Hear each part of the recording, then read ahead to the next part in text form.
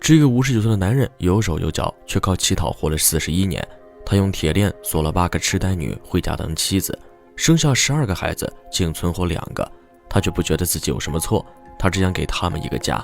就是这么一个恶行累累的男人，却在做下这些事情后，还得到了政府的安置和救济。这究竟是人心的泯灭，还是道德的沦丧？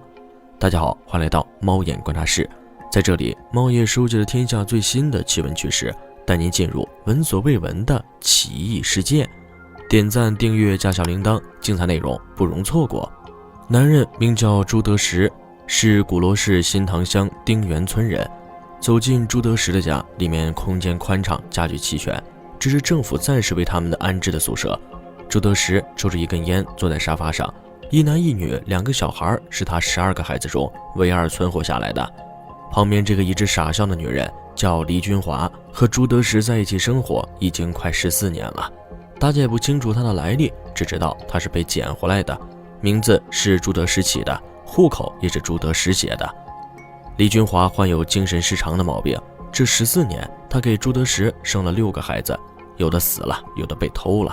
对于黎君华的来历，朱德时表示，黎君华是他在平江乞讨时别人介绍给他的，但除了他自己，周边所有人都不这么认为。丁园村委书记朱吉来透露，如果朱德时看上了哪个女人，就会利用各种下流的手段将人带回来，坑蒙拐骗，暴力拘禁，无所不用其极。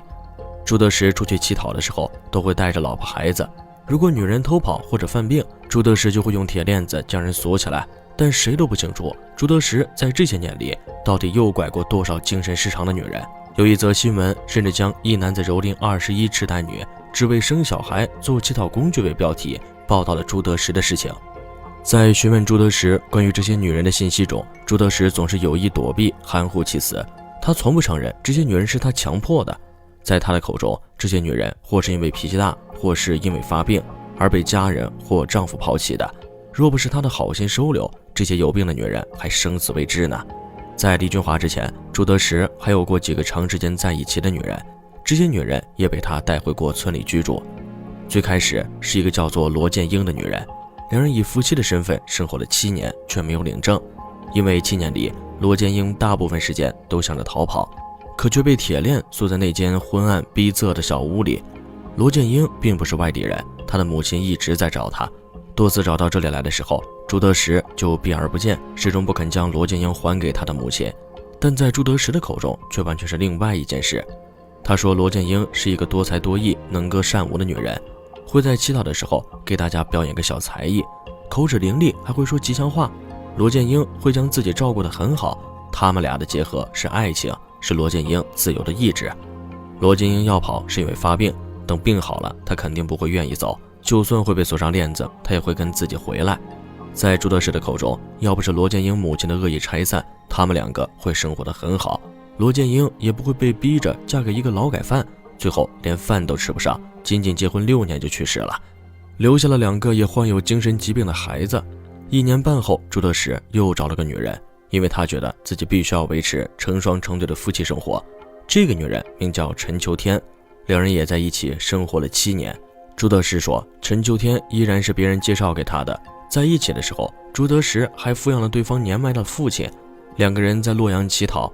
陈秋天还给他生了一男一女2个孩子。由于居无定所，2个孩子只能参与乞讨，奶瓶放在地上，用第一人称写了大字报铺在地上，就会有更多人可怜他们。可后来这2个孩子都相继离开，男孩死去，女孩被偷。陈秋天的父亲和朱德时闹了矛盾，自此陈秋天和朱德时分开。朱德时不是个担得住的人，他找了第3个女人吴桂兰，同样是个精神病患者。朱德时除了知道吴桂兰在遇到他之前已经流浪了10年之外，不清楚他任何身世。吴桂兰大多数时候都是正常的，讲话有道理，性格也很好，勤劳又能干，两人一起生活了4年。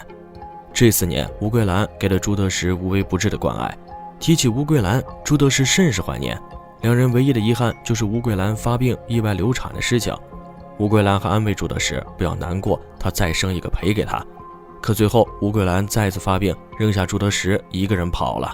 后来朱德时又带回来了一个15、16岁的小姑娘，但才过去2个月，小姑娘就在村民的帮助下逃走了。在朱德时的口中，他跟这些女人都是真爱，他会倾尽全力去养对方，有他一口吃的就不会饿着对方。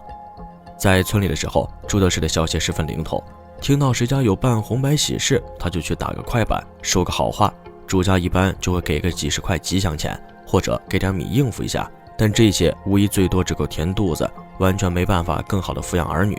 所以朱德时11岁的女儿春草从来没有接受过好点的教育，而且在春草小的时候还差点让朱德时进了监狱。04年的冬天，尚是婴儿的春草在寒凉的地上哭泣，精神失常的黎君华只是在一旁傻笑。一名女工发现了这不同寻常的情况，上前抱起了正在发烧、身上都是在流血的春草，并将2人送到了医院，这才将患有肺炎、呼吸道感染等多种疾病的春草从死亡线上拉了回来。有人见母子俩实在可怜，就在社会上筹集了几万块钱，但这些钱都被朱德时拿走。有人说他亲眼看见拿到钱之后的朱德时衣着体面的下馆子、打牌、开房。有一位吴女士愿出1万块收养春草，却被朱德时直接拒绝。她说：“我靠这个女孩在街上乞讨，一天就能搞好多钱，谁还稀罕你这万把块钱？”把吴女士气得将这事儿反映给了媒体。事后公安有来调查，可为了怕此事波及自己，这里的人都说他有精神病，这才得以让朱德时逃脱了法律的制裁，继续他的流浪生活，继续拐带精神失常的女人。除了春草外，黎君华还给朱德时生了个儿子京来。之所以取这个名字是有原因的。有一次带着黎君华上访完回到岳阳的路上，黎君华突然倒在了一棵大树下。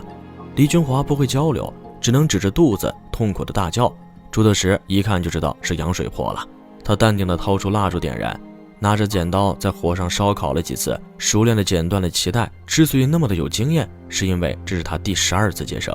自从有了儿子后，朱德时一家就定居在了山坡上一处破烂的老房子里，定期祈祷，收入稳定。他还收了一些徒弟，以老江湖的身份教他们怎样要饭。村委书记朱继来和朱德时儿时就认识，小时候的朱德时还是孩子们的老大，象棋下得非常好。因为他的父亲40多岁才有了他，再加上母亲离婚离开了他，所以父亲格外溺爱他，近20岁了还得给他打好洗脸水，摆上毛巾。村民认为朱德时的好吃懒做就是这样养出来的。朱德时出去乞讨也是有原因的，他仗着自己水性好，就把脚踩在耕牛的头上，就这样把牛淹死在了水里。当时族里就这么一个劳动的耕牛，自然是不肯放过他，于是小小报复了一把，把他家屋顶上的瓦片给拆掉了。后来村里还给他又起了一间，可朱德时却以此为借口去县里各种闹，各种上访，还在外面流浪乞讨不回来。而朱德时70多岁的老父亲已经没有劳作的能力，只能可怜巴巴的在乡亲的接济下生活。临死之前，老父亲求着邻居，让他们帮忙把朱德时找回来。可当大家将衣衫褴褛的朱德时找回来时，他父亲已经去世2天了，葬礼都是由村里人帮忙办的。对于被朱德时用铁链锁过多少女人，他们身上究竟发生过什么事情，我们不得而知。以上几个女人的微末经历，也都是在与朱德时的交流中获得的，其中真真假假不好分辨，但听得出来，朱德时言语间不乏对自己形象的修饰与维护。他有过文化的熏陶，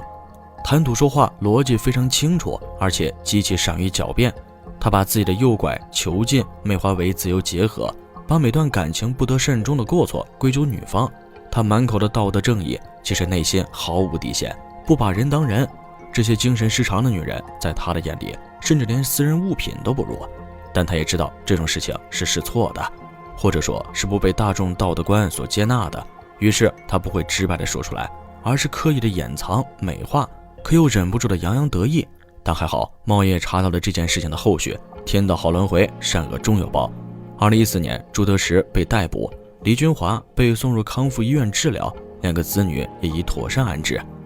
好了，今天的内容到这里就结束了，最后再求一波点赞和订阅。如果你喜欢我的影片，千万别忘了按下小铃铛，这样才不会错过接下来的精彩影片哦。我们下期节目不见不散。